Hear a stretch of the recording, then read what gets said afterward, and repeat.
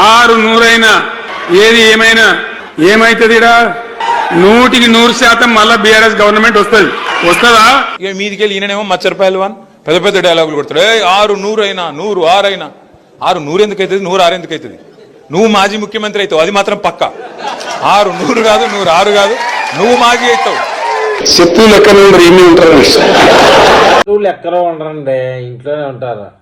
కేసీఆర్ మాట్లాడిన మాటలపై కేటీఆర్ సెటైర్ అండి. ఇది పాత వీడియో అయినా నువ్వు నేర్పిన విద్యే నీరజాక్షి అన్నట్టు అధికారంలో ఉన్నప్పుడు ఒకరు మాట్లాడితే అధికారం పోయినాక ఒకరు మాట్లాడితే దానికి సింక్ అయిందండి వీడియో.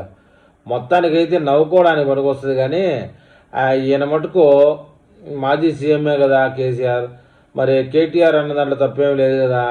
సరే ఏది ఏమైనా 2028 ఎలక్షన్లో ఇలా సెటైర్లకేం తక్కువ ఉండవు సోషల్ మీడియాలో. ఎందుకంటే సోషల్ మీడియా వేదికగానే ప్రచారం జరుగుతుంది 2028 తెలంగాణ అసెంబ్లీ ఎలక్షన్లో.